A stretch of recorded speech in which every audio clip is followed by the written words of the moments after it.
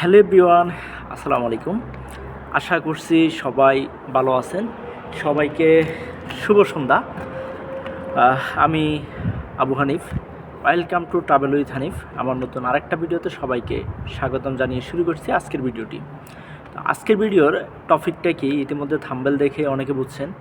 অত্যন্ত গুরুত্বপূর্ণ একটা ভিডিও। অন্ততপক্ষে সৌদি আসার ক্ষেত্রে আজকের যে ভিডিওটা খুবই গুরুত্বপূর্ণ একটা ভিডিও। আমরা আসার পরে দেখা যায় যে অনেক দালালরা আছে হচ্ছে 3 মাসের আকামা দিয়ে দেয়, অনেকে আছে আবার 1 বছরের আকামা দেয়। তো আজকের মূল টপিকটা হচ্ছে 3 বছরের আকামার সুবিধা কী এবং অসুবিধা কী। তো বলতে গেলে আসলে 3 মাসের আকামার সুবিধা বলতে তেমন কিছুই নাই, শুধু একটা সুবিধাই আছে। যাই হোক, আসলে 3 মাসের আকামাটা অসুবিধাটা নিয়ে আগে একটু কথা বলি।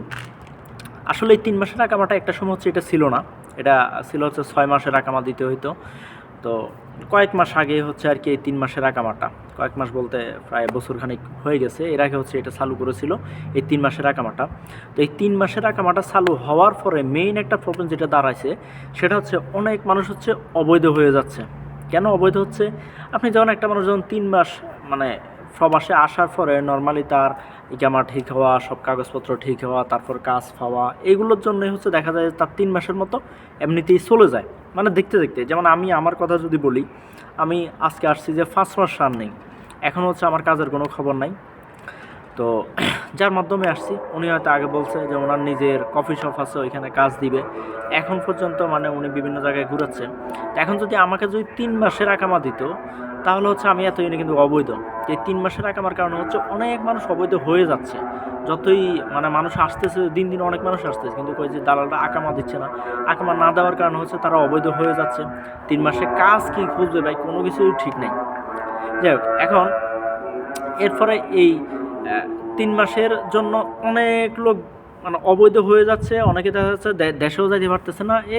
4-5 দিন আগে হচ্ছে একটা লোকের সাথে কথা হইলো, ওনারা এরকম আকামা দেয় নাই, উনি এখন পর্যন্ত আজকে 6 বছর এখন পর্যন্ত দেশে যাইতে পারতেছে না। ইভেন এখন যদি উনি আকামা লাগাইতে যায় নতুন করে, ওনার যে গেরামা আছে মানে যে জরিমানা হয়েছে এতদিনে, এগুলোই আসবে কয়েক লক্ষ টাকা।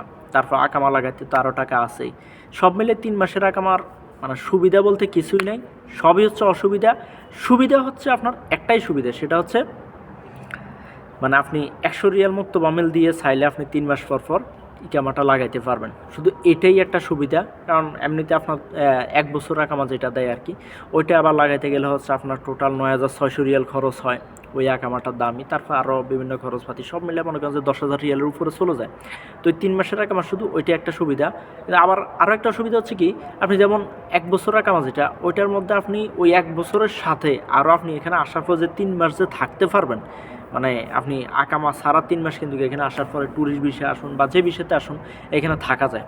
তো ওই 3 মাসের সাথে 1 বছরের সাথে আরও 3 মাস যোগ করে টোটাল আপনি 15 মাসের আকামা হয়, যেটা হচ্ছে 1 বছর আকামা দেয় ওইটার সাথে টোটাল 15 মাসের আকামা হয়। আর 3 মাসের আকামাটার মধ্যে আপনি এটা পাচ্ছেন না। মূলত এটা কোনো আকামাই না ভাই, এটা হচ্ছে ধরেন আপনি আসলেন, আসার পরে আপনার ভিসাটার মেয়াদ 3 মাস থাকে, আপনি 3 মাস পর্যন্ত এই দেশে ইকামা ছাড়া থাকতে পারবেন। তো ওই মূলত ওইটারই হচ্ছে তারা দিয়ে দেয় আর কি। এটাই হচ্ছে মানে আপনার 3 মাসে আকামার সুবিধা এবং অসুবিধা। সুবিধা ওই যে একটাই, 100 রিয়াল মুক্ত বামেল দিয়ে আপনি হচ্ছে চাইলে ইকামাটা আবার লাগাইতে পারবেন 3 মাস পরে। আর অসুবিধাটা হচ্ছে সব দিক থেকে অসুবিধা, আপনি দ্রুত অবৈধ হয়ে যাবেন 3 মাসের মধ্যে। কোথাও আপনি কফালা হওয়াটাও ভাই খুবই দুষ্কর বিষয়। আমরা 5 মাস আসছি, আমি 5 মাস আসার পরে এখন পর্যন্ত আমার কাজেরই ঠিক নেই, বাড়িতে এখন পর্যন্ত 1 টাকা ভাড়াইতে পারি নাই, এখনও কাজের ঠিক নাই। তাহলে ভাগ্য ভালো আমার, মানে 1 বছর আকামা দেওয়ার কারণে ওই 3 মাস টোটাল আমি 15 মাসের আকামা পাওয়ার কারণে এখন আমি বৈধ আছি, নাহলে আমি এতই অবৈধ হয়ে যেতাম। তো এটা হচ্ছে সবচেয়ে বড় একটা সুবিধা আর কি, যে যদি 1 বছর আকামা দেয়। তো যেখান থেকেই আসেন না কেন অবশ্যই আগে থেকে দালালের সাথে প্রত্যেকটা জিনিস কন্ট্যাক্ট করে নেবেন, যে আপনাকে আকামা কত মাসে দিবে, আকামা বছর বছর কে এলাকায় দিবে, বা সে কাজ খুঁজে দিবে কিনা। আর হচ্ছে প্রত্যেকটা জিনিসের ভাই ডকুমেন্ট রাখবেন। ডকুমেন্ট এটা আসলে কতটা কাজে আসে এটা আসলে আগে বুঝি নাই। আপনি প্রত্যেকটা জিনিসের ডকুমেন্ট বলতে কি, যখন যার মাধ্যমে আসবেন, যে দালালের সাথে আসবেন, দালাল থেকে বিষয় নিয়ে আসবেন, তার যে কথাগুলো আছে না ওইগুলো সব আপনি রেকর্ডিং করে রাখবেন। রেকর্ডিং করে মানে স্ক্রিন রেকর্ড, এমনিতে তো রেকর্ড করা যায় না, মেসেজ দ্বারা বা এই মতো আমরা কথা বললে ওইগুলো স্ক্রিন রেকর্ড করা যায়। ওই মাইক্রোফোনটা সহ অন রাখবেন, স্ক্রিন রেকর্ড অথবা আরেকটা মোবাইল দিয়ে হলো ওই কথাগুলো রেকর্ডিং করে রাখবেন।